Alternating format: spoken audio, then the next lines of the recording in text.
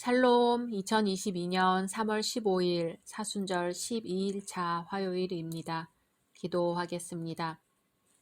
주님, 오늘도 말씀으로 이 하루를 열게 하심을 감사드립니다. 오늘 한날을 살아갈 때 우리의 사랑 없음을 핑계 삼지 말게 하소서. 우리보다 더 연약하고 아픈 생명의 존재의 고통을 살피는 가운데 사랑을 배워가게 하소서. 예수님의 이름으로 기도드립니다. 아멘. 오늘의 말씀은 창세기 46장입니다. 이스라엘이 모든 소유를 이끌고 떠나 브엘세바에 이르러 그의 아버지 이삭이 하나님께 희생제사를 드리니 그 밤에 하나님이 이상 중에 이스라엘에게 나타나 이르시되 야곱아 야곱아 하시는지라. 야곱이 이르되 내가 여기 있나이다 하매 하나님이 이르시되 나는 하나님이라. 내 아버지의 하나님이니 애굽으로 내려가기를 두려워하지 말라. 내가 거기서 너로 큰 민족을 이루게 하리라. 내가 너와 함께 애굽으로 내려가겠고 반드시 너를 인도하여 다시 올라올 것이며 요셉이 그의 손으로 내 눈을 감기리라 하셨더라. 야곱이 브엘세바에서 떠날새 이스라엘의 아들들이 바로가 그를 태우려고 보낸 수레에 자기들의 아버지 야곱과 자기들의 처자들을 태우고 그들의 가축과 가나안 땅에서 얻은 재물을 이끌었으며 야곱과 그의 자손들이 다 함께 애굽으로 갔더라. 이와 같이 야곱이 그 아들들과 손자들과 딸들과 손녀들 곧 그의 모든 자손을 데리고 애굽으로 갔더라. 애굽으로 내려간 이스라엘 가족의 이름은 이러하니라. 야곱과 그의 아들들 곧 야곱의 맏아들 르우벤과 루우벤의 아들 한옥과 발루와 헤스론과 갈미요 시므온의 아들은 여무엘과 야민과 오핫과 야긴과 스할과 가나안 여인의 아들 사울이요 레위의 아들은 게르손과 그핫과 무라리요 유다의 아들 곧 엘과 오난과 셀라와 베레스와 세라니 엘과 오난은 가나안 땅에서 죽었고 베레스의 아들은 헤스론과 하물이요 이사갈의 아들은 돌라와 부아와 욥과 시므론이요 스불론의 아들은 세렛과 엘론과 얄르엘이니 이들은 레아가 밧단 아람에서 야곱에게 난 자손들이라. 그 딸 디나를 합하여 남자와 여자가 33명이며 갓의 아들은 시뵐과 학기와 수니와 에스본과 에리와 아로디와 아렐리요 아셀의 아들은 임나와 이스와와 이스위와 브리아와 그들의 누이 세라며 또 브리아의 아들은 헤벨과 말기엘이니 이들은 라반이 그의 딸 레아에게 준 실바가 야곱에게 낳은 자손들이니 모두 16명이라. 야곱의 아내 라헬의 아들 곧 요셉과 베냐민이요 애굽 땅에서 온의 제사장 보디베라의 딸 아스낫이 요셉에게 낳은 므낫세와 에브라임이요 베냐민의 아들 곧 벨라와 베겔과 아스벨과 게라와 나아만과 에휴와 로스와 무빔과 훗빔과 아르시니 이들은 라헬이 야곱에게 낳은 자손들이니 모두 14명이요 단의 아들 후심이요 납달리의 아들 곧 야스엘과 구니와 예스엘과 실렘이라. 이들은 라반이 그의 딸 라헬에게 준 비라가 야곱에게 낳은 자손들이니 모두 7명이라. 야곱과 함께 애굽에 들어간 자는 야곱의 며느리들 외에 66명이니 이는 다 야곱의 몸에서 태어난 자이며 애굽에서 요셉이 낳은 아들은 2명이니 야곱의 집 사람으로 애굽에 이른 자가 모두 70명이었더라.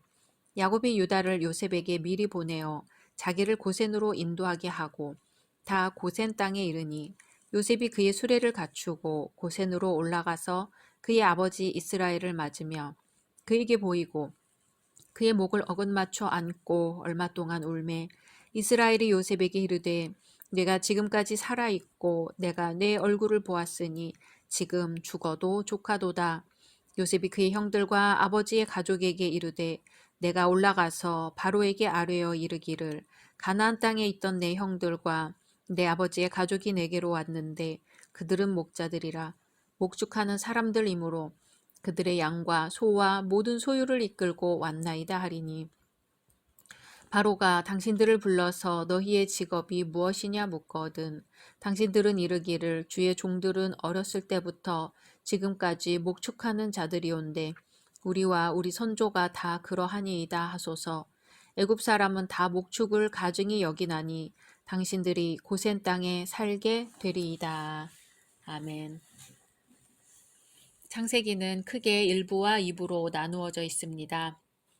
1부는 태초의 역사에 대해 언급한 부분으로 1장에서 11장까지이고 2부는 족장들의 역사에 대해 언급한 부분으로 12장에서 50장까지입니다.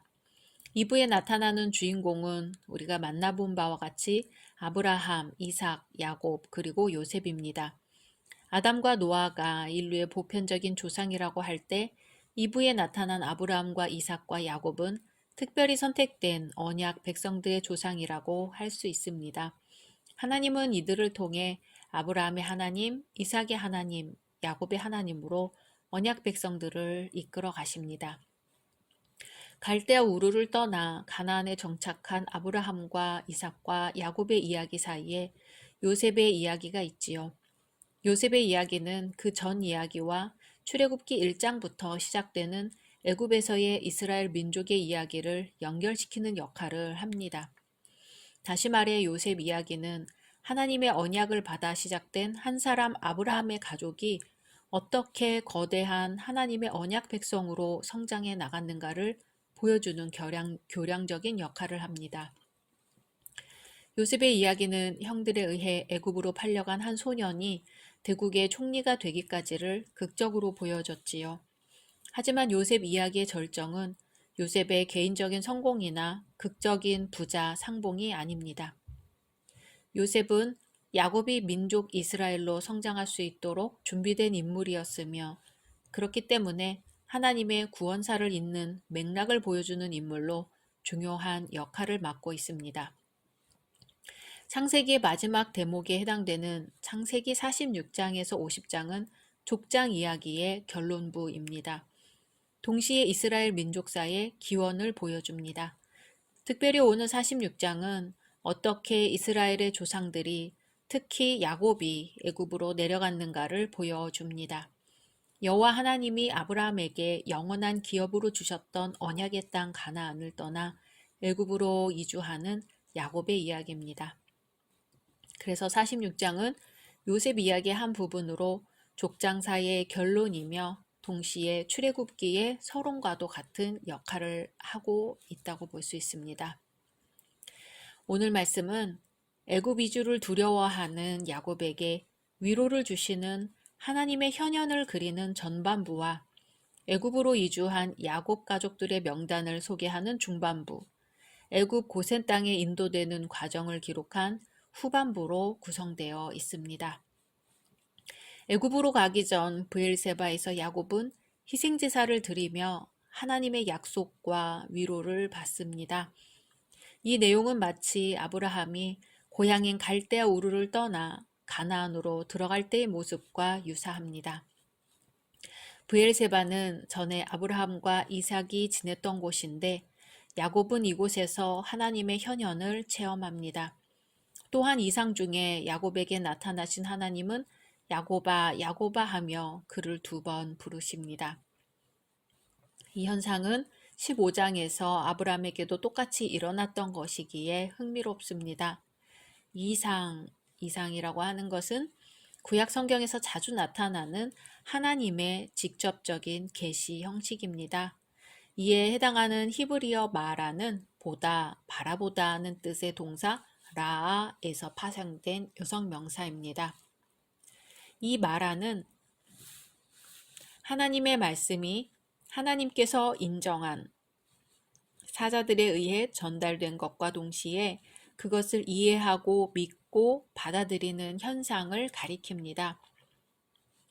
또 이 단어를 파생시킨 좀 전에 라라는 단어는 하나님으로부터 신탁을 받을 때에 그 신탁을 받는 사람이 참된 하나님의 선지자라는 사실을 나타내는 데 사용된 대표적인 용어입니다. 그래서 이 용어는 선지자 혹은 선견자로 종종 번역이 됩니다. 여기서 야곱이 밤중에 하나님의 이상을 보았다는 것은 아브라함이 하나님의 언약을 받을 때에 본 이상을 재확인하고 확신케 한다는 의미가 있습니다. 하나님은 아브라함과 이삭의 하나님이 곧 이상을 보고 있는 야곱의 하나님이 되심을 다시 한번 확인시켜주고 계시는 것입니다. 그리고 하나님은 그의 선조들에게 약속한 언약의 땅을 떠나야 하는 야곱의 두려운 마음을 위로해 주십니다. 겉으로 볼 때 야곱은 기근과 잃었던 아들 요셉의 초청 때문에 애굽으로 내려가려 하지만 그 배후에는 하나님의 놀라우신 구원사적인 의미가 내포되어 있습니다. 야곱의 애굽 이주는 단순한 자연재해나 가족 간의 문제가 아니고 아브라함의 후손인 이스라엘로 하여금 큰 민족을 이루게 하시려는 하나님의 언약 성취 과정이 되는 것입니다. 다음으로 애굽으로 이주한 야곱 가족들의 명단이 나옵니다. 이스라엘을 대표하는 직계 조상들인데 야곱 가족의 수는 성경 본문들마다 약간의 차이가 있습니다. 26절에서는 자부를 제외하고 66명이라고 하고 27절에서는 요셉의 자녀들까지 합해 70명이라고 합니다. 사도행전에서 스데반은 요셉의 초청으로 75명이 애굽으로 내려왔다고 전합니다. 아마도 스데반은 므낫세의 한 아들과 손자 1명, 에브라임의 2 아들과 손자 1명, 이렇게 모두 5명을 70명에 첨가하여 75명이라고 한 듯합니다. 70이라는 숫자는 이스라엘 백성들에게 관습적인 대표수에 해당한다고 합니다. 애굽으로 이주한 70명은 이스라엘 전 백성을 대표하는 이스라엘 민족의 제1세대를 가리키는 상징적인 숫자입니다. 이제 20년 만에 야곱은 사랑하는 아들과 극적인 상봉을 합니다. 야곱과 요셉은 목을 어긋맞춰 안고 울었습니다. 이스라엘은 말합니다. 네가 지금까지 살아있고 내가 네 얼굴을 보았으니 지금 죽어도 족하도다. 옛날 옛적 야곱의 말은 오늘날 어르신들이 흔히 하는 이야기와 비슷합니다. 이제 내가 죽어도 여한이 없다고 하지요. 요셉의 가족이 애굽으로 이주하는 것은 좋은 일이나 문제는 그들이 양치는 자들이었다는 것입니다. 애굽인들은 도성에 사는 문명인이었고 유목민을 경멸하고 차별하였습니다. 도성 안에서는 가축을 먹일 수 없었죠. 아무리 권력이 있는 바로라 할지라도 야곱의 가족을 성 안으로 영주하게 할 수는 없었지요. 요셉은 야곱의 가족들이 자청하여 도성 바깥 고센 땅에 머물겠다고 신청하게 함으로써 바로의 고민을 해소해 줍니다. 33절에서 34절을 보면 바로가 당신들을 불러서 너희의 직업이 무엇이냐 묻거든 당신들은 이르기를 주의 종들은 어렸을 때부터 지금까지 목축하는 자들이온데 우리와 우리 선조가 다 그러하니이다 하소서. 애굽 사람은 다 목축을 가증히 여기나니 당신들이 고센 땅에서 살게 되리이다. 요셉은 야곱을 영접하고 그의 가족들이 비옥한 고센 땅에서 목축업으로 생계를 유지하도록 준비해 놓습니다.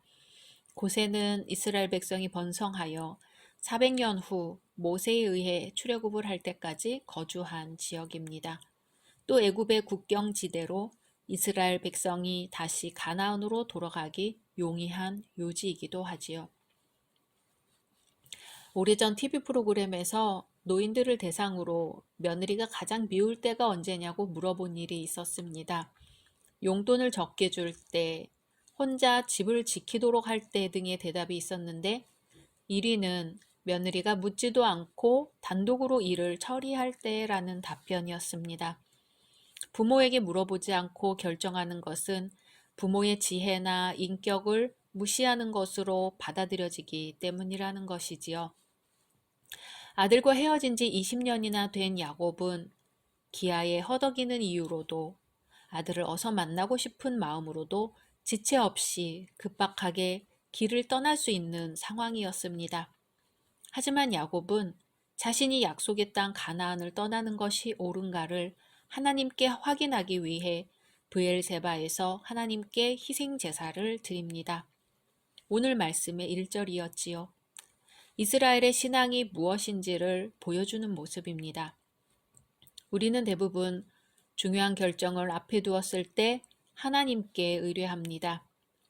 어떻게 해야 할지 좋을지 모르는 모호한 상황에서는 더욱 그렇지요. 하지만 하나님의 뜻을 확인해야 함에도 불구하고 하나님께 의뢰할 생각을 전혀 떠올리지 않을 때가 있습니다.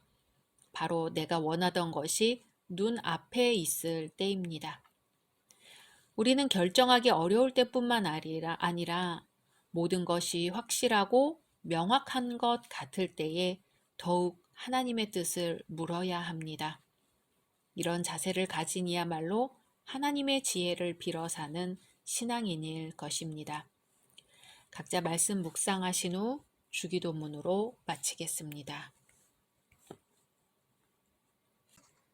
샬롬 2022년 3월 16일 사순절 13일차 수요일입니다. 기도하겠습니다. 주님, 오늘도 말씀으로 이 하루를 열게 하심을 감사드립니다. 주님, 이 험난한 시대에 그리스도인이 된다는 의미를 되새기게 됩니다. 하나님과 동행하며 우리가 서 있는 곳을 예배의 장소로 삼는 그리스도인의 삶을 살게 하소서. 예수님의 이름으로 기도드립니다. 아멘. 오늘의 말씀은 창세기 47장입니다. 요셉이 바로에게 가서 고하여 이르되 내 아버지와 내 형들과 그들의 양과 소와 모든 소유가 가나안 땅에서 와서 고센 땅에 있나이다 하고 그의 형들 중 5명을 택하여 바로에게 보이니 바로가 요셉의 형들에게 묻되 너희 생업이 무엇이냐? 그들이 바로에게 대답하되 종들은 목자이온데 우리와 선조가 다 그러하니이다 하고 그들이 또 바로에게 고하되 가나안 땅에 기근이 심하여 종들의 양떼를 칠 곳이 없기로 종들이 이곳에 거류하고자 왔사오니 원하건대 종들로 고센 땅에 살게 하소서. 바로가 요셉에게 말하여 이르되 네 아버지와 형들이 네게 왔은즉 애굽 땅이 네 앞에 있으니 땅의 좋은 곳에 네 아버지와 네 형들이 거주하게 하되 그들이 고센 땅에 거주하고 그들 중에 능력 있는 자가 있거든 그들로 내 가축을 관리하게 하라. 요셉이 자기 아버지 야곱을 인도하여 바로 앞에 서게 하니 야곱이 바로에게 축복하매 바로가 야곱에게 묻되 네 나이가 얼마냐? 야곱이 바로에게 아뢰되 내 나그네 길의 세월이 130년이니이다. 내 나이가 얼마 못되니 우리 조상의 나그네 길의 연조에 미치지 못하나 험악한 세월을 보내었나이다 하고 야곱이 바로에게 축복하고 그 앞에서 나오니라. 요셉이 바로의 명령대로 그의 아버지와 그의 형들에게 거주할 곳을 주되 애굽의 좋은 땅 라암셋을 그들에게 주어 소유로 삼게 하고 또 그의 아버지와 그의 형들과 그의 아버지의 온 집에 그 식구를 따라 먹을 것을 주어 봉양하였더라. 기근이 더욱 심하여 사방에 먹을 것이 없고 애굽 땅과 가나안 땅이 기근으로 황폐하니 요셉이 곡식을 팔아 애굽 땅과 가나안 땅에 있는 돈을 모두 거두어 들이고 그 돈을 바로의 궁으로 가져가니 애굽 땅과 가나안 땅에 돈이 떨어진지라. 애굽 백성이 다 요셉에게 와서 이르되 돈이 떨어졌사오니 우리에게 먹을거리를 주소서. 어찌 주 앞에서 죽으리이까? 요셉이 이르되 너희의 가축을 내라. 돈이 떨어졌은즉 내가 너희의 가축과 바꾸어 주리라. 그들이 그들의 가축을 요셉에게 끌어오는지라. 요셉이 그 말과 양떼와 소떼와 나귀를 받고 그들에게 먹을 것을 주되 곧 그 모든 가축과 바꾸어서 그 해 동안에 먹을 것을 그들에게 주니라. 그 해가 다가고 새 해가 되매 무리가 요셉에게 와서 그에게 말하되 우리가 주께 숨기지 아니하나이다. 우리의 돈이 다하였고 우리의 가축대가 주께로 돌아갔사오니 주께 낼 것이 아무것도 남지 아니하고 우리의 몸과 토지뿐이라. 우리가 어찌 우리의 토지와 함께 주의 목전에 죽으리이까? 우리 몸과 우리 토지를 먹을 것을 주고 사소서. 우리가 토지와 함께 바로의 종이 되리니 우리에게 종자를 주시면 우리가 살고 죽지 아니하며 토지도 황폐하게 되지 아니하리이다. 그러므로 요셉이 애굽의 모든 토지를 다 사서 바로에게 바치니 애굽의 모든 사람들이 기근에 시달려 각기 토지를 팔았음이라. 땅이 바로의 소유가 되니라. 요셉이 애굽 땅 이 끝에서 저 끝까지의 백성을 성읍들에 옮겼으나 제사장들의 토지는 사지 아니하였으니 제사장들은 바로에게서 녹을 받음이라. 바로가 주는 녹을 먹음으로 그들이 토지를 팔지 않음이었더라. 요셉이 백성에게 이르되 오늘 내가 바로를 위하여 너희 몸과 너희 토지를 샀노라. 여기 종자가 있으니 너희는 그 땅에 뿌리라. 추수의 5분의 1을 바로에게 상납하고 5분의 4는 너희가 가져서 토지의 종자로도 삼고 너희의 양식으로도 삼고 너희 가족과 어린아이의 양식으로도 삼으라. 그들이 이르되 주께서 우리를 살리셨사오니 우리가 주께 은혜를 입고 바로의 종이 되겠나이다. 요셉이 애굽 토지법을 세우매 그 5분의 1이 바로에게 상납되나 제사장의 토지는 바로의 소유가 되지 아니하여 오늘날까지 이르니라. 이스라엘 족속이 애굽 고센 땅에 거주하며 거기서 생업을 얻어 생육하고 번성하였더라. 야곱이 애굽 땅에 17년을 거주하였으니 그의 나이가 147세라. 이스라엘이 죽을 날이 가까움에 그의 아들 요셉을 불러 그에게 이르되 이제 내가 네게 은혜를 입었거든 청하노니 네 손을 내 허벅지 아래에 넣고 인애와 성실함으로 내게 행하여 애굽에 나를 장사하지 아니하도록 하라. 내가 조상들과 함께 눕거든 너는 나를 애굽에서 메어다가 조상의 묘지에 장사하라. 요셉이 이르되 내가 아버지의 말씀대로 행하리이다. 야곱이 또 이르되 내게 맹세하라 하매 그가 맹세하니 이스라엘이 침상머리에서 하나님께 경배하니라. 아멘. 야곱은 요셉을 상봉하려고 일부러 고센 땅으로 불러냅니다. 왜 그랬을까요? 야곱은 요셉에게 고센 땅에 정착할 의사를 내비친 것이죠. 이에 요셉은 야곱과 미리 협의해서 형들에게 이스라엘이 고센 땅에 정착할 수 있는 비책을 일러줍니다. 요셉이 시키는 대로 하자 바로는 이스라엘의 고센 정착을 윤허하는 칙령을 내립니다. 고센 땅은 헤브론에서 남서쪽으로 약 19.2km 떨어진 지점입니다. 나일강 하류 삼각주 지대의 동북부 한 지역이었을 것입니다.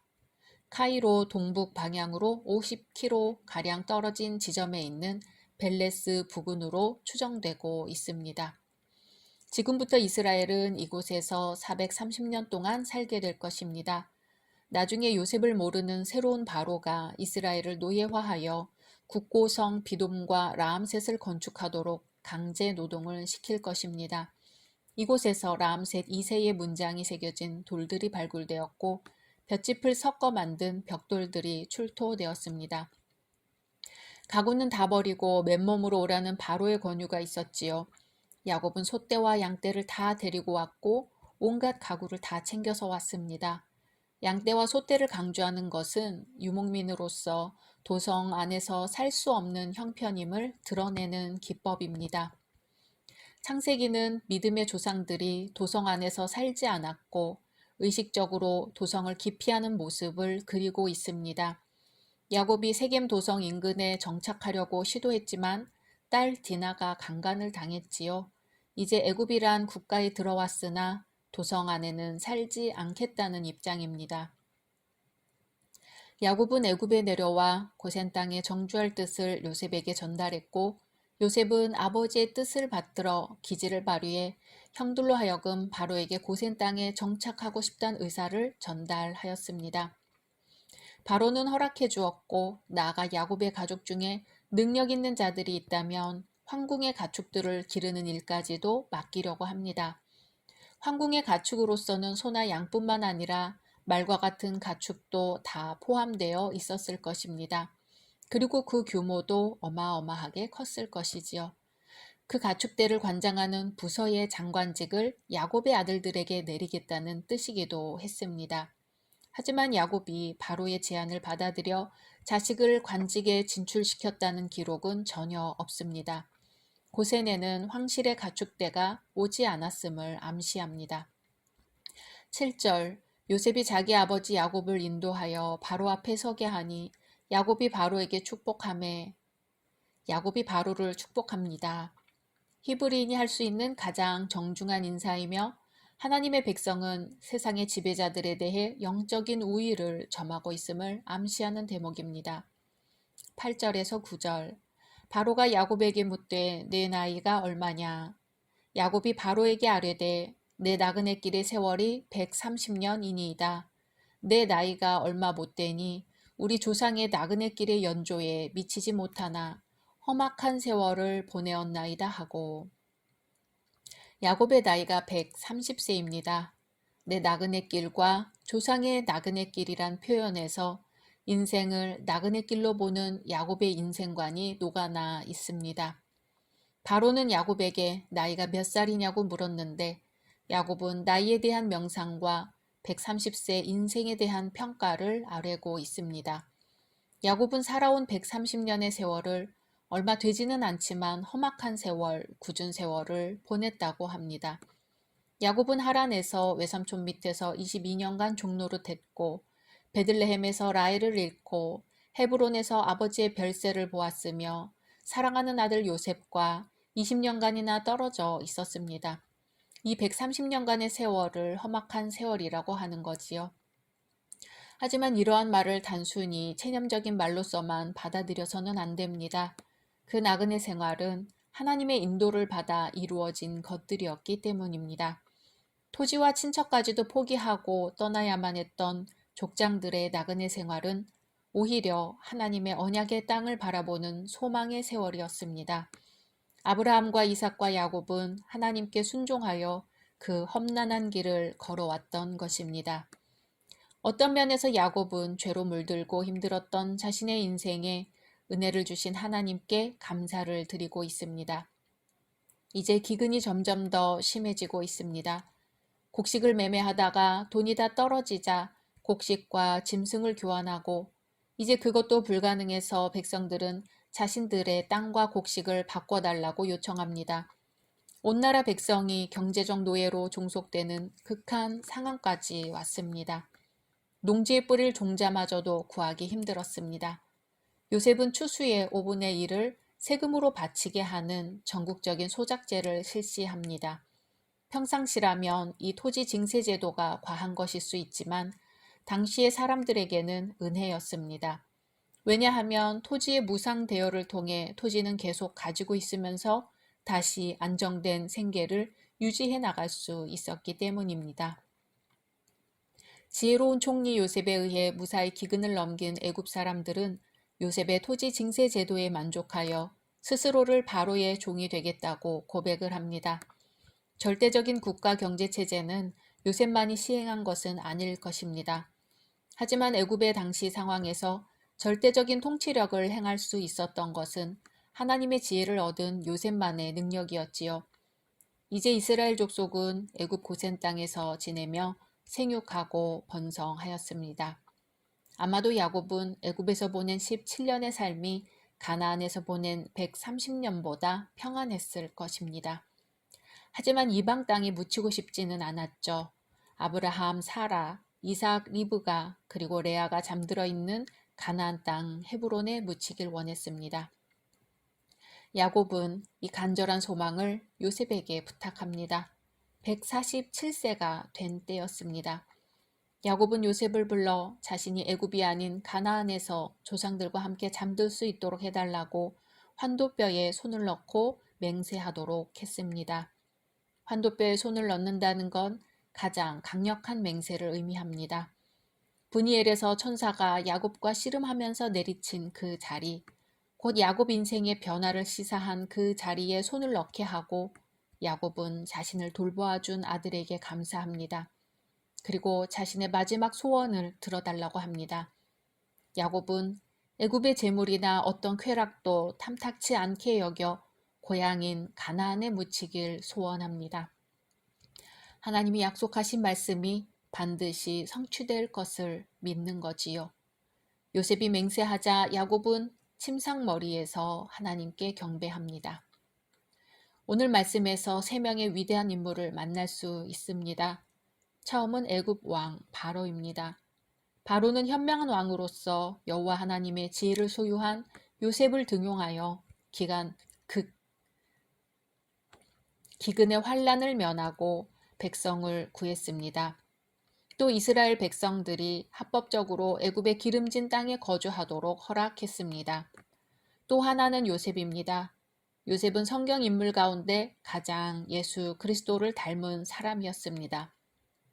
하나님에 대한 신앙뿐만 아니라 세속적인 통치자로서도 대단한 지혜자였습니다.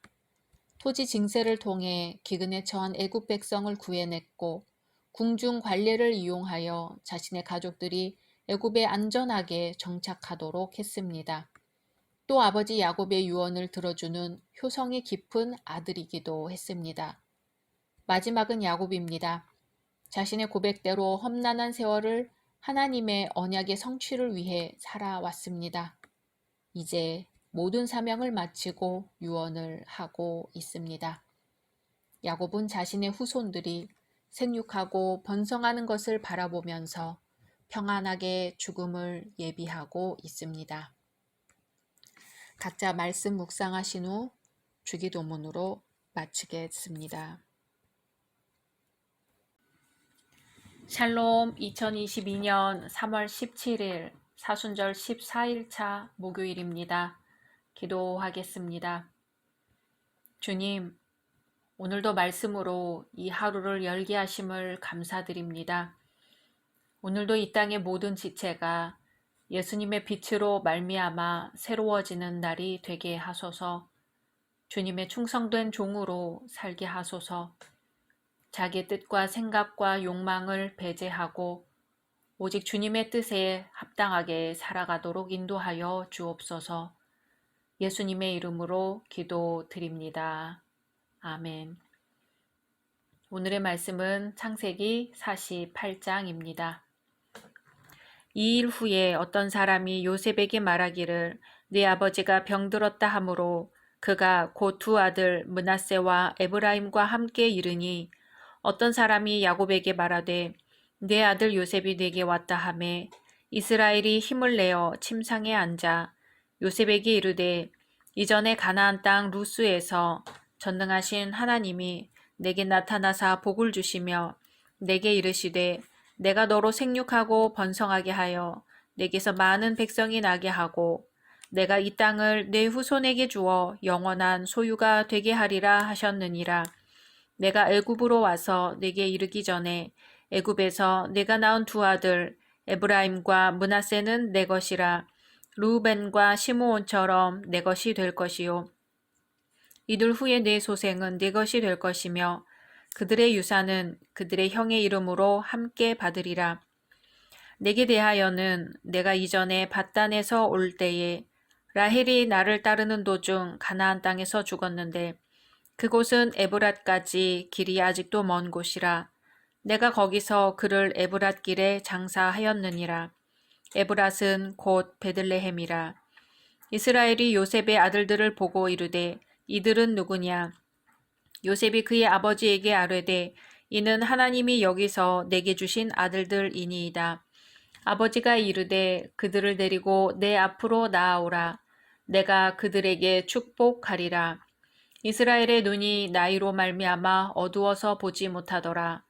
요셉이 두 아들을 이끌어 아버지 앞으로 나아가니 이스라엘이 그들에게 입맞추고 그들을 안고 요셉에게 이르되 내가 네 얼굴을 보리라고는 생각하지 못하였더니 하나님이 내게 네 자손까지도 보게 하셨도다. 요셉이 아버지의 무릎 사이에서 두 아들을 물러나게 하고 땅에 엎드려 절하고 오른손으로는 에브라임을 이스라엘의 왼손을 향하게 하고 왼손으로는 므낫세를 이스라엘의 오른손을 향하게 하여 이끌어 그에게 가까이 나아가매 이스라엘이 오른손을 펴서 차남 에브라임의 머리에 얹고 왼손을 펴서 므낫세의 머리에 얹으니 므낫세는 장자라도 팔을 엇바꾸어 얹었더라. 그가 요셉을 위하여 축복하여 이르되 내 조부 아브라함과 아버지 이삭이 섬기던 하나님, 나의 출생으로부터 지금까지 나를 기르신 하나님, 나를 모든 환난에서 건지신 여호와의 사자께서 이 아이들에게 복을 주시오며 이들로 내 이름과 내 조상 아브라함과 이삭의 이름으로 칭하게 하시오며 이들이 세상에서 번식되게 하시기를 원하나이다. 요셉이 그 아버지가 오른손을 에브라임의 머리에 얹은 것을 보고 기뻐하지 아니하여 아버지의 손을 들어 에브라임의 머리에서 므낫세의 머리로 옮기고자 하여 그의 아버지에게 이르되 아버지여 그리 마옵소서 이는 장자이니 오른손을 그의 머리에 얹으소서 하였으나 그의 아버지가 허락하지 아니하며 이르되 나도 안다 내 아들아 나도 안다 그도 한 족속이 되며 그도 크게 되려니와 그의 아우가 그보다 큰 자가 되고 그의 자손이 여러 민족을 이루리라 하고 그날에 그들에게 축복하여 이르되 이스라엘이 너로 말미암아 축복하기를 하나님이 네게 에브라임 같고 므낫세 같게 하시리라 하며 에브라임을 므낫세보다 앞세웠더라. 이스라엘이 요셉에게 또 이르되 나는 주구나 하나님이 너희와 함께 계시사 너희를 인도하여 너희 조상의 땅으로 돌아가게 하시려니와 내가 네게 네 형제보다 세겜 땅을 더 주었나니 이는 내가 내 칼과 활로 아모리 족속의 손에서 빼앗은 것이니라. 아멘. 오늘 말씀은 죽음을 앞둔 야곱이 영적 장자인 요셉에게 가나안의 언약을 전수함과 동시에 요셉의 두 아들 에브라임과 므낫세를 축복하는 장면입니다. 야곱은 임종이 임박한 것이지요. 야곱은 유언하면서 재산을 정리하는 데 목적을 둔 것이 아니라 믿음을 전하는 데 주력하였습니다. 야곱은 자신의 부족함에도 불구하고 일생 동안 함께 하시며 은혜를 주신 하나님께 감사를 드립니다. 그리고 이 하나님께서 자신의 후세들에게도 동일한 은총을 내려주실 것을 확신하고 있습니다. 믿음의 유산, 이것이야말로 후세들에게 물려주어야 할 가장 값진 보물입니다. 먼저 야곱은 요셉과 요셉의 두 아들을 축복합니다. 야곱은 요셉을 영적 장자로 삼아 요셉의 두 아들을 믿음 공동체의 족장으로 삼은 것은 매우 특이한 사실입니다. 왜냐하면 요셉의 두 아들을 요셉의 계보 아래 두지 않고 이스라엘 가족의 독립된 일원으로 취급했기 때문이지요. 야곱은 당시 일반적인 관습대로 축복을 전달한 것이 아니라 자신이 선지자임을 인식하고 자신이 보유하고 있던 축복을 후계자에게 전달하고 있습니다. 이삭이 야곱에게, 모세가 여호수아에게, 엘리야가 엘리사에게 전한 것과 같습니다.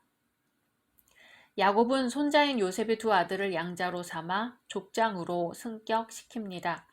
족장은 야곱의 아들들이 맡는 직분으로 이 결정은 매우 파격적인 것이었습니다. 요셉의 인생 여정은 아버지 못지않게 무척 험악했지요. 야곱은 요셉이 들짐승에 찢겨 죽은 줄로 알고 있었고 요셉의 형제들은 그가 아주 먼 곳에서 노예로 살고 있는 줄 알고 있었습니다.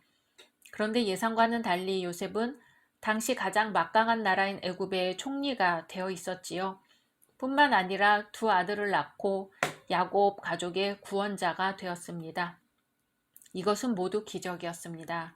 그래서 야곱과 요셉은 축복의 결과인 요셉의 두 아들을 목전에 놓고 하나님께 가슴에서 우러나오는 감사를 드리고 있습니다.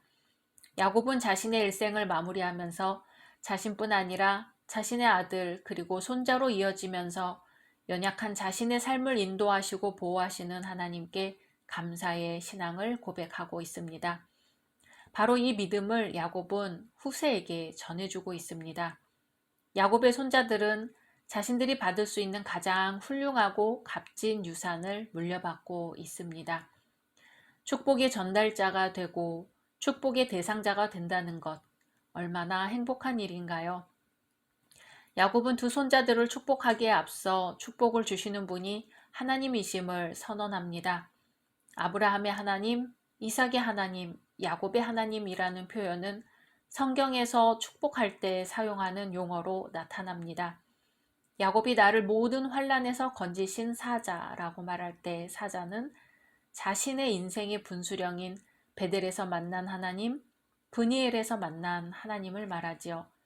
야곱이 이 사실을 새삼 떠올리고 언급한 것은 자신에게 임했던 하나님의 가시적인 간섭이 후세에도 여전히 지속되기를 바라기 때문입니다. 야곱은 축복의 주체가 하나님이심을 밝히면서 15절, 16절을 보면 아브라함과 아버지 이삭이 섬기던 하나님, 나의 출생으로부터 지금까지 나를 기르신 하나님, 나를 모든 환난에서 건지신 여호와의 사자께서 이 아이들에게 복을 주시오며 이들로 내 이름과 내 조상 아브라함과 이삭의 이름으로 칭하게 하시오며 이들이 세상에서 번식되게 하시기를 원하나이다. 아멘. 머리에 손을 얹고 축복하는 장면은 여기에서 처음으로 나옵니다. 먼저 아브라함과 아버지 이삭이 섬기던 하나님이라고 하죠. 섬기던이라는 단어는 교제하던, 언약을 맺던의 의미가 있습니다. 이 단어는 노아가 하나님과 동행하다 등에 사용되었죠. 야곱은 이 단어를 사용하면서 아브라함과 이삭의 경배 대상이었던 하나님과 그들의 신실한 경건 생활을 묘사하고 있습니다. 그래서 그 선조들과 교제하던 하나님께서 영원토록 믿음의 후손들과 교제하면서 복을 주실 것임을 나타내고 있습니다. 또 나의 출생으로부터 지금까지 나를 기르신 하나님에서 기르신이라는 뜻은 목자가 되셨다는 뜻이죠. 일상생활에서 야곱을 도우시고 인도하시며 양육하신 하나님의 은총이 앞으로도 계속되기를 기원하는 의미가 있습니다. 야곱은 하나님께서 언제나 후손들과 함께 하시며 복 주실 것임을 확신하고 있습니다.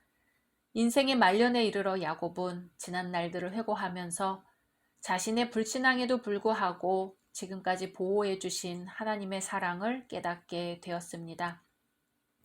나의 출생으로부터 지금까지 나를 기르신 하나님이라는 표현에서 야곱의 믿음이 성장하여 완전에 이르고 있음을 느낄 수 있습니다. 베델에서 야곱은 아브라함과 이삭의 하나님 여호와를 자신의 하나님으로 선뜻 받아들이지 않고 조건을 내세운 바 있지요. 이제 임종을 앞두고 아브라함과 이삭의 하나님을 자신의 하나님으로 고백합니다.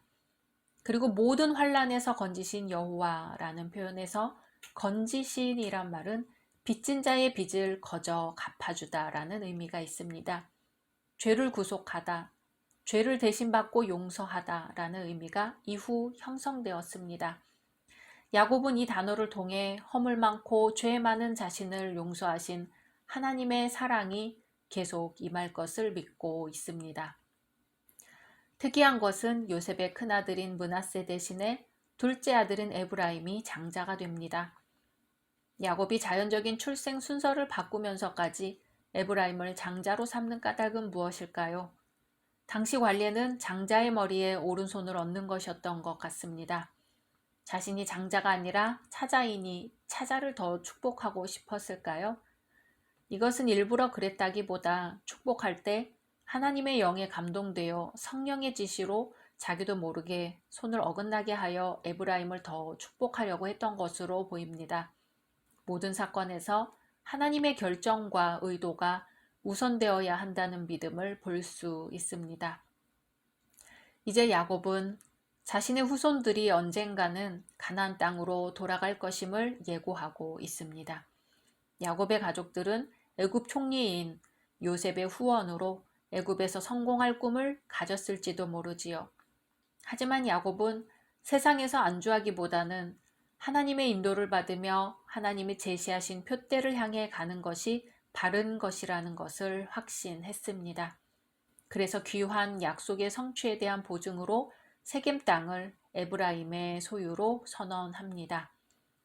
보지 못한 일에 대해 확신을 갖는다는 것은 참 어려운 일이지요. 야곱은 평생 함께하신 하나님이 후손들에게 가나안 땅을 주실 줄로 믿고 유언을 합니다. 가보지도 않은 땅을 걸어가며 믿음으로 살아야 했던 야곱은 믿음은 바라는 것들의 실상이요 보지 못하는 것들의 증거라는 것을 삶으로 살아냈고 삶으로 보여주었고 이제 후손들에게 전수합니다. 각자 말씀 묵상하신 후 주기도문으로 마치겠습니다. 샬롬 2022년 3월 18일 사순절 15일차 수요일입니다. 기도하겠습니다. 주님, 오늘도 말씀으로 이 하루를 열게 하심을 감사드립니다. 오늘도 우리가 어느 자리에 있는지에 연연하지 않게 하소서. 오직 주님께서 가르쳐 지키게 하라신 말씀을 제대로 전하고 있는지 늘 점검하게 하소서. 예수님의 이름으로 기도드립니다. 아멘. 오늘의 말씀은 창세기 49장입니다. 야곱이 그 아들들을 불러 이르되 너희는 모이라. 너희가 후일에 당할 일을 내가 너희에게 이르리라. 너희는 모여 들으라. 야곱의 아들들아. 너희 아버지 이스라엘에게 들을지어다. 르우벤아 너는 내 장자요 내 능력이요 내 기력의 시작이라. 위풍이 월등하고 권능이 탁월하다마는 물에 끓음 같았은즉 너는 탁월하지 못하리니 네가 아버지의 침상에 올라 더럽혔음이로다. 그가 내 침상에 올랐었도다. 시므온과 레위는 형제요 그들의 칼은 폭력의 도구로다. 내 호나 그들의 모의에 상관하지 말지어다. 내 영광아 그들의 집회에 참여하지 말지어다. 그들이 그들의 분노대로 사람을 죽이고 그들의 혈기대로 소의 발목 힘줄을 끊었음이로다. 그 노여움이 혹독하니 저주를 받을 것이요 분기가 맹렬하니 저주를 받을 것이라. 내가 그들을 야곱 중에서 나누며 이스라엘 중에서 흩으리로다. 유다야 너는 네 형제의 찬송이 될지라. 내 손이 내 원수의 목을 잡을 것이요 내 아버지의 아들들이 내 앞에 절하리로다. 유다는 사자 새끼로다. 내 아들아 너는 움킨 것을 찢고 올라갔도다. 그가 엎드리고 웅크림이 숫사자 같고 암사자 같으니 누가 그를 범할 수 있으랴. 규가 유다를 떠나지 아니하며 통치자의 지팡이가 그 발 사이에서 떠나지 아니하기를 실로가 오시기까지 이르리니 그에게 모든 백성이 복종하리로다. 그의 나귀를 포도나무에 매며 그의 암나귀 새끼를 아름다운 포도나무에 맬 것이며 또 그 옷을 포도주에 빨며 그의 복장을 포도즙에 빨리로다. 그의 눈은 포도주로 인하여 붉겠고 그의 이는 우유로 말미암아 희리로다.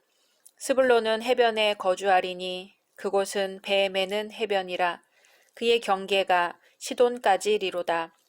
이사갈은 양의 우리 사이에 꿇어 앉은 건장한 나귀로다. 그는 쉴 곳을 보고 좋게 여기며 토지를 보고 아름답게 여기고 어깨를 내려 짐을 메고 앞제 아래에서 섬기리로다. 다는 이스라엘의 한 지파같이 그의 백성을 심판하리로다. 다는 길섭의 뱀이요 샛길의 독사로다. 말굽을 물어서 그 탄자를 뒤로 떨어지게 하리로다. 여호와여 나는 주의 구원을 기다리나이다. 갓은 군대의 추격을 받으나 도리어 그 뒤를 추격하리로다. 아셀에게서 나는 먹을 것은 기름진 것이라. 그가 왕의 수라상을 차리리로다. 납달리는 노인 암사슴이라. 아름다운 소리를 발하는도다. 요셉은 무성한 가지 곧 샘 곁에 무성한 가지라. 그 가지가 담을 넘었도다. 활 쏘는 자가 그를 학대하며 적개심을 가지고 그를 쏘았으나 요셉의 활은 도리어 굳세며 그의 팔은 힘이 있으니 이는 야곱의 전능자 이스라엘의 반석인 목자의 손을 힘 입음이라. 네 아버지의 하나님께로 말미암나니 그가 너를 도우실 것이요 전능자로 말미암나니 그가 네게 복을 주실 것이라. 위로 하늘의 복과 아래로 깊은 샘의 복과 젖먹이는 복과 태의 복이 이리로다. 네 아버지의 축복이 내 선조의 축복보다 나아서 영원한 산이 한 없음같이 이 축복이 요셉의 머리로 돌아오며 그 형제 중 뛰어난 자의 정수리로 돌아오리로다. 베냐민은 물어뜯는 일이라. 아침에는 빼앗은 것을 먹고 저녁에는 움킨 것을 나누리로다. 이들은 이스라엘의 12지파라. 이와 같이 그들의 아버지가 그들에게 말하고 그들에게 축복하였으니 곧 그들 각 사람의 분량대로 축복하였더라. 그가 그들에게 명하여 이르되 내가 내 조상들에게로 돌아가리니 나를 햇사람 에브론의 밭에 있는 굴에 우리 선조와 함께 장사하라. 이 굴은 가나안 땅 마므레 앞 막벨라 밭에 있는 것이라. 아브라함이 햇사람 에브론에게서 밭과 함께 사서 그의 매장지를 삼았으므로 아브라함과 그의 아내 사라가 거기 장사되었고 이삭과 그의 아내 리브가도 거기 장사되었으며 나도 레아를 그곳에 장사하였노라. 이 밭과 거기 있는 굴은 햇사람에게서 산 것이니라. 야곱이 아들에게 명하기를 마치고 그 발을 침상에 모으고 숨을 거두니 그의 백성에게로 돌아갔더라. 아멘. 오늘 창세기 49장을 중심으로 야곱의 유언과 함께 생애가 마감되고 있습니다. 이후에 50장까지 야곱의 죽음과 장사하는 내용, 또 요셉의 죽음이 나오면서 창세기 50장까지의 막이 내려집니다. 이제 이스라엘의 미래는 하나님의 인도하심에 달려 있습니다. 이 사실은 자신의 12아들에 대한 야곱의 유언에서 알 수 있습니다. 이 유언은 가깝게는 출애굽으로부터 멀리는 왕조시대, 신약의 예수님까지 확대됩니다. 야곱은 후일에 당할 일을 각 지파의 분량대로 예고합니다. 이 예언은 각 지파가 앞으로 전개될 구원사에서 맡을 임무를 선언하거나 지정하는 듯한 인상을 줍니다. 각 지파에 대한 유언을 살펴보면 12아들의 성격, 기질, 영적 상태에 따라 그 후손들의 미래가 결정된다는 사실을 알 수 있습니다. 첫째, 르우벤입니다. 르우벤의 기질은 방탕입니다. 르우벤은 출생 순서로 보면 마땅히 장자가 되어야 하지만 자질 면에서 자격이 없기에 장자권을 박탈당합니다. 창세기 35장의 내용을 보면 르우벤은 서모 비라와 간통을 하지요. 야곱은 이것을 물에 끓음 같기에 저지른 죄라고 말합니다. 르우벤의 죄 이후에 그 집안에서는 유력한 자가 나오지 않았습니다. 르우벤에 대한 야곱의 꾸짖음은 맹목적인 꾸중이 아니라 가장 허점이 있는 부분을 지적하여 그 허점에 빠지지 않도록 하려는 배려로 보입니다. 책망이면서도 훈계인 것이지요. 다음으로 시므온과 레위 후손입니다. 두 형제의 기질은 잔인입니다. 이들은 누이인 디나가 세겜성 주민에 의해 강간당하자 무자비하게 보복했지요. 야곱은 그들의 행위를 강하게 책망하면서 그들의 후손이 분열될 것을 예언합니다. 에베소서 4장 26절에서는 분을 내어도 죄를 짓지 말며 해가 지도록 분을 품지 말라고 하셨지요. 야곱의 말대로 시므온, 레위 지파는 이스라엘 공동체에서 분열되는 현상을 만납니다. 시므온 지파는 인구가 격감하여 5만 9,300명의 용사에서 2만 2,200명의 용사로 줄었습니다. 또한 이 지파는 가나안 땅의 분배에 있어서 독립된 지파로 참여하지 못하고 유다 지파에 흡수되어 유다 지파의 땅 안에서 기업을 분배받습니다.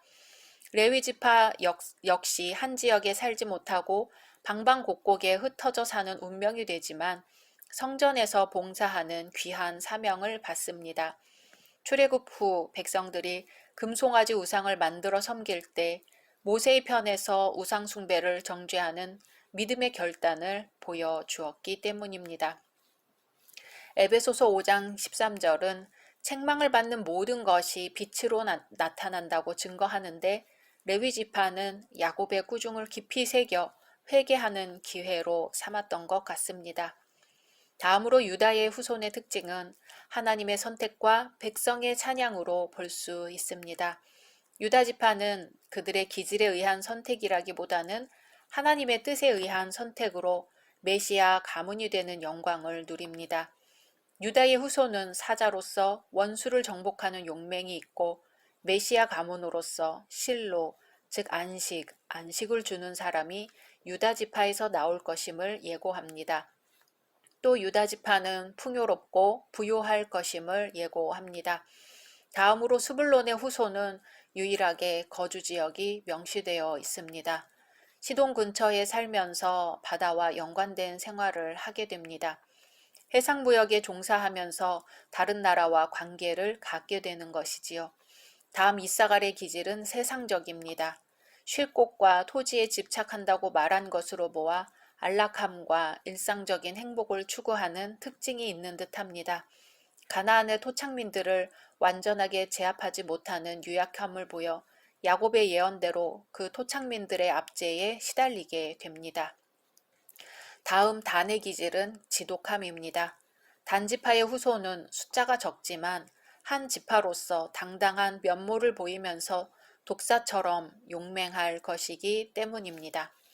여기까지 말한 야곱은 갑자기 18절에 여호와여 나는 주의 구원을 기다리나이다고 말합니다.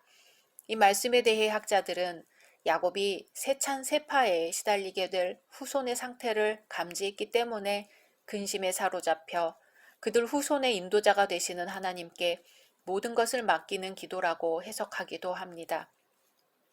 인간은 변하고 인간의 능력이나 재능도 변하지만 하나님의 사랑과 능력과 말씀은 변하지 않습니다.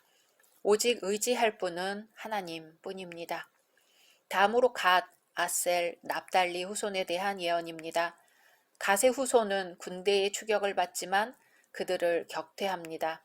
납달리의 후손은 아름다운 소리를 말한다고 예언되었고 이 예언과 같이 납달리 후손들은 승리의 기쁨을 몰고 왔습니다. 그들은 갈릴리 지역에 거주하면서 메시아가 오셨다는 정말로 아름다운 소식을 온 세계에 전하였습니다. 요셉의 후손입니다. 요셉의 후손은 세 가지 축복을 받습니다. 첫째, 장자의 복으로서 요셉에게 무성한 가지, 전능자, 형제 중 뛰어난 자 등의 용어로 축복합니다. 둘째, 고난 극복의 복입니다. 야곱은 요셉이 과거에 겪은 고난을 극복한 원인이 하나님의 은혜 주심에 있음을 상기시키며 하나님을 기억하도록 합니다. 셋째, 풍요의 복입니다. 요셉은 위로 하늘의 복과 아래로 깊은 샘의 복과 젖먹이는 복과 태의 복을 누릴 것입니다. 마지막으로 야곱은 베냐민의 호전성에 대해 말합니다. 이것은 베냐민 지파의 용맹을 의미합니다. 언제나 승리를 거두지요. 하지만 사사기 17장 이하에 보면 베냐민 지파가 폭행을 자행하여 이스라엘의 내전이 일어나는 장면이 나옵니다. 내전에서 패배하여 베냐민 지파는 거의 전멸을 당합니다. 이제 모든 말을 마친 야곱은 그 발을 침상에 모으고 숨을 거둡니다. 창세기에 등장하는 아브라함, 이삭, 야곱, 요셉, 이 네 사람 중 야곱은 하나님과 가장 많이 부딪힌 사람입니다. 하나님과 힘을 겨루었다고 표현되기도 하지요. 하나님과 직접 만나서 부딪힌 사람이면서 하나님의 역사를 가장 많이 체험한 사람입니다. 이러한 체험을 통해 야곱은 하나님을 더욱 친밀하게 알았습니다. 가장 문제가 많은 사람이고 가장 약점이 많은 사람이었음에도 불구하고 하나님은 야곱과 더 많이 부딪히시고 야곱을 더 많이 상대해 주셨습니다. 이런 점에서 야곱은 영적 통찰력을 얻은 것 같습니다. 자녀를 축복하는데 이삭과는 비교도 되지 않을 정도로 정확하고 깊은 통찰력으로 12 아들들에 대해 예언적인 축복을 해줍니다. 야곱이 살아온 인생을 볼 때 우리는 야곱에게 결코 호감을 가질 수 없습니다. 그러나 그가 하나님의 손에 잡혔을 때 이스라엘이 된 사실은 아주 귀중한 의미를 줍니다. 그 어떤 사람일지라도 하나님의 손에 잡히면 야곱이 이스라엘이 되는 변화가 있을 것이기 때문입니다. 험한 인생, 그러나 하나님과 동행하는 인생이었던 야곱이 이제 숨을 거둡니다. 각자 말씀.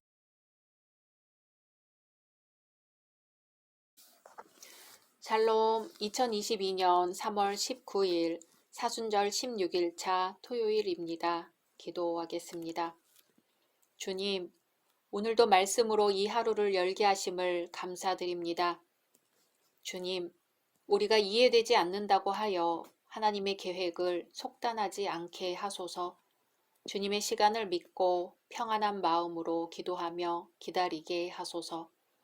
예수님의 이름으로 기도드립니다. 아멘. 오늘의 말씀은 창세기 50장입니다. 요셉이 그의 아버지의 얼굴에 굽으려 울며 입맞추고 그 수종드는 의원에게 명하여 아버지의 몸을 향으로 처리하게 하매 의원이 이스라엘에게 그대로 하되 40일이 걸렸으니 향으로 처리하는 데는 이 날수가 걸림이며 애굽 사람들은 70일 동안 그를 위하여 곡하였더라. 곡하는 기한이 지남에 요셉이 바로의 궁에 말하여 이르되 내가 너희에게 은혜를 입었으면 원하건대 바로의 귀에 아뢰기를 우리 아버지가 나로 맹세하게 하여 이르되 내가 죽거든 가나안 땅에 내가 파놓은 묘실에 나를 장사하라 하였나니 나로 올라가서 아버지를 장사하게 하소서. 내가 다시 오리이다 하라 하였더니 바로가 이르되 그가 네게 시킨 맹세대로 올라가서 네 아버지를 장사하라. 요셉이 자기 아버지를 장사하러 올라가니 바로의 모든 신하와 바로 궁의 원로들과 애굽 땅의 모든 원로와 요셉의 온 집과 그의 형제들과 그의 아버지의 집이 그와 함께 올라가고 그들의 어린 아이들과 양떼와 소떼만 고센 땅에 남겼으며 병거와 기병이 요셉을 따라 올라가니 그 때가 심히 컸더라. 그들이 요단강 건너편 아닷 타작 마당에 이르러 거기서 크게 울고 애통하며 요셉이 아버지를 위하여 7일 동안 애곡하였더니 그 땅 거민 가나안 백성들이 아닷 마당의 애통을 보고 이르되 이는 애굽 사람의 큰 애통이라 하였으므로 그 땅 이름을 아벨 미스라임이라 하였으니 곧 요단강 건너편이더라. 야곱의 아들들이 아버지가 그들에게 명령한 대로 그를 위해 따라 행하여 그를 가나안 땅으로 메어다가 마므레 앞 막벨라 밭 굴에 장사하였으니 이는 아브라함이 해쪽 속 에브론에게 밭과 함께 사서 매장지를 삼은 곳이더라. 요셉이 아버지를 장사한 후에 자기 형제와 호상군과 함께 애굽으로 돌아왔더라. 요셉의 형제들이 그들의 아버지가 죽었음을 보고 말하되 요셉이 혹시 우리를 미워하여 우리가 그에게 행한 모든 악을 다 갚지나 아니할까 하고 요셉에게 말을 전하여 이르되 당신의 아버지가 돌아가시기 전에 명령하여 이르시기를 너희는 이같이 요셉에게 이르라. 내 형들이 내게 악을 행하였을지라도 이제 바라건대 그들의 허물과 죄를 용서하라 하셨나니 당신 아버지의 하나님의 종들인 우리 죄를 이제 용서하소서 하매 요셉이 그들이 그에게 하는 말을 들을 때에 울었더라. 그의 형들이 또 친히 와서 요셉의 앞에 엎드려 이르되 우리는 당신의 종들이니이다. 요셉이 그들에게 이르되 두려워하지 마소서. 내가 하나님을 대신하리이까. 당신들은 나를 해하려 하였으나 하나님은 그것을 선으로 바꾸사 오늘과 같이 많은 백성의 생명을 구원하게 하시려 하셨나니 당신들은 두려워하지 마소서. 내가 당신들과 당신들의 자녀를 기르리이다 하고 그들을 간곡한 말로 위로하였더라. 요셉이 그의 아버지의 가족과 함께 애굽에 거주하여 110세를 살며 에브라임의 자손 3대를 보았으며 므낫세의 아들 마길의 아들들도 요셉의 스라에서 양육되었더라. 요셉이 그의 형제들에게 이르되 나는 죽을 것이나 하나님이 당신들을 돌보시고 당신들을 이 땅에서 인도하여 내사 아브라함과 이삭과 야곱에게 맹세하신 땅에 이르게 하시리라 하고 요셉이 또 이스라엘 자손에게 맹세시켜 이르기를 하나님이 반드시 당신들을 돌보시리니 당신들은 여기서 내 해골을 메고 올라가겠다 하라 하였더라. 요셉이 110세의 죽음에 그들이 그의 몸에 향 재료를 넣고 애굽에서 입관하였더라. 아멘. 우주와 생명의 창조라는 하나님의 위대한 사역을 증거하는 장면으로 시작된 창세기는 인간의 타락과 하나님의 구원 행위를 드러냅니다. 마침내 오늘 말씀에 이르러서는 죽음이라는 주제와 함께 1막이 끝나고 있습니다. 12장 이후로 이어진 아브라함, 이삭, 야곱이라는 족장의 역사는 끝이 나고 이제 50장은 이스라엘 민족의 역사가 시작되는 분기점의 역할을 하고 있습니다. 앞장에서 언급된 야곱의 임종에 이어 야곱의 장례식과 요셉의 죽음을 보도하는 오늘 말씀은 매우 엄숙한 어조로 진행되고 있습니다. 그래서 읽는 이로 하여금 장엄한 분위기를 느끼게 합니다. 이제 족장들의 역사가 끝이 납니다. 죽음의 순간까지도 하나님이 주신 약속의 땅에 대한 소망을 잃지 않고 지켜온 위대한 신앙인 야곱의 모습이 소개되고 있습니다. 이제 새로운 이스라엘 역사가 출발한다는 신호를 알립니다. 창세기 50장의 절반 이상이 야곱의 장례식에 대한 이야기로 채워져 있음은 놀라운 일이 아닐 수 없습니다.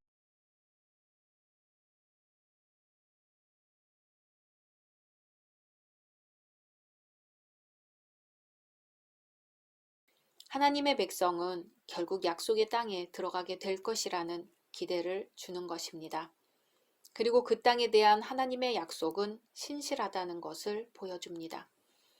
약속의 성취를 기대하는 단계에서 약속의 땅으로 들어가는 야곱의 마지막 모습이 강조되고 있습니다. 오늘 말씀은 죽음 속에서도 새로운 삶의 소망이 살아 움직이고 있습니다. 성도의 죽음은 새로운 시작입니다. 그러기에 시편 116편 15절의 말씀과 같이 성도의 죽는 것을 하나님께서는 귀중히 보십니다. 아버지 야곱의 얼굴에 눈물을 떨구는 요셉의 모습은 아버지와 얼마나 특별한 사랑을 했는지를 생각하게 합니다. 그래서 요셉이 아버지를 잃었다는 것은 결코 채워질 수 없는 큰 공간으로 남게 된 것이지요. 이제 야곱의 장례식이 성대하게 치러집니다. 시체의 향 재료를 채우는 일, 보통 일반인들이 꺼려하는 일을 전문적인 장의사나 전문인을 고용해서 처리하지 않고 왜 수종 의사에게 시켰는지 의문이 제기됩니다. 아마도 요셉이 이교도들의 장례식에서 행하는 관례적인 종교의식을 피하기 위해 그리했을 것으로 추정됩니다. 헤로도투스의 기록에 의하면 의술이 발달된 애굽에는 각종 전문의가 있었으며 그들 중에는 시체를 방부 보존하는 일을 감독하였던 타리규타가 있었다고 합니다. 시체를 방부제로 처리해 보존하는 과정을 다음과 같이 설명합니다.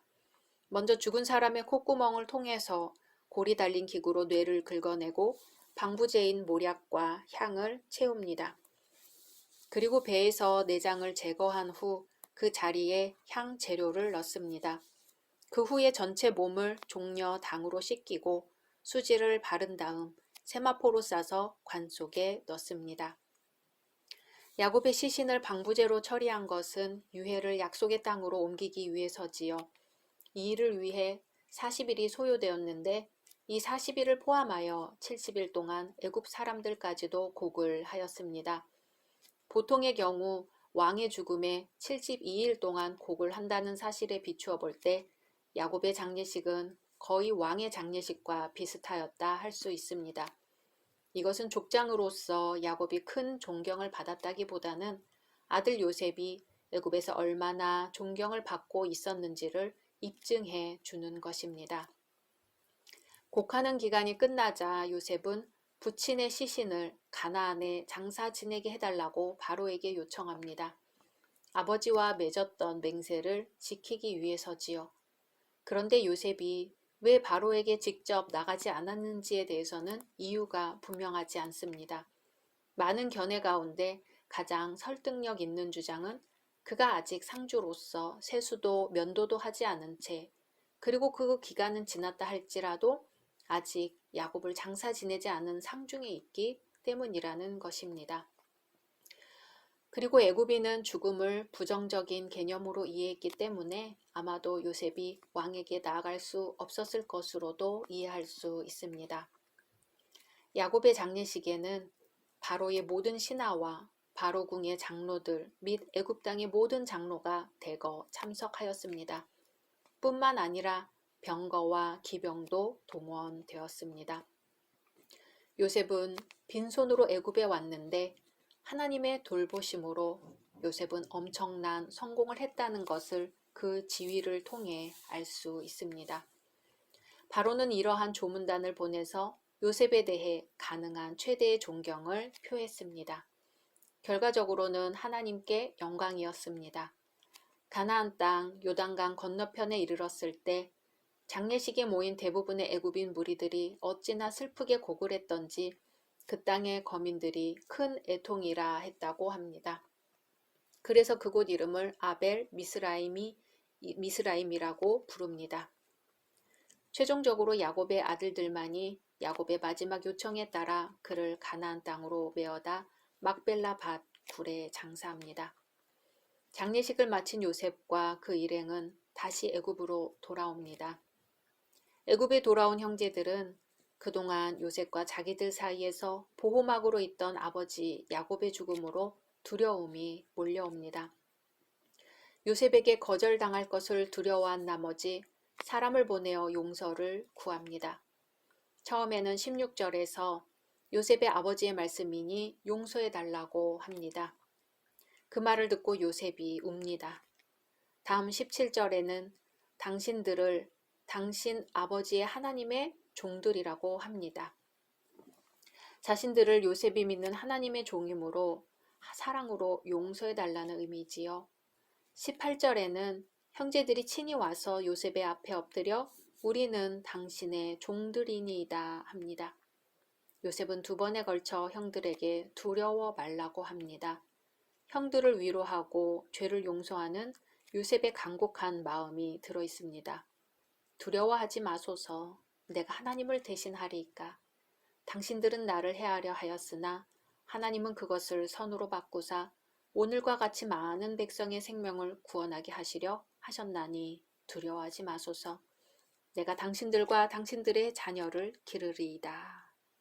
이렇게 간곡한 말로 위로합니다. 마태복음 5장 9절에서는 화평케 하는 자는 하나님의 아들이라 일컬음을 받을 것이다 하셨지요. 혐오로 시작된 한편의 서사시는 혐오를 삼킨 사랑으로 끝맺고 있습니다. 이제 110세가 된 요셉은 자신의 임종이 가까워오자 형제들에게 언약의 성취를 믿는 자신의 확고한 신앙을 표현합니다. 야곱이 그랬던 것처럼 요셉은 자신의 유고를 형제들이 약속의 땅으로 들어갈 때 그 유고를 함께 가지고 갈 것을 맹세시킵니다. 자신이 죽을 것을 알지만 하나님의 약속을 소망하고 신뢰하는 것이지요. 많은 후손들을 낳은 요셉은 향재료로 채워져서 애굽에서 아론에 넣어졌습니다. 아론은 미이라를 보관하는 관입니다. 그렇게 요셉의 험하고 외로웠던 인생, 그러나 악을 선으로 갚은 인생, 하나님만 의지하고 하나님의 도우심을 따라 하나님과 동행했던 인생은 약속의 땅에 들어갈 것을 믿으며 그렇게 막을 내립니다. 각자 말씀 묵상하신 후 주기도문으로 마치겠습니다.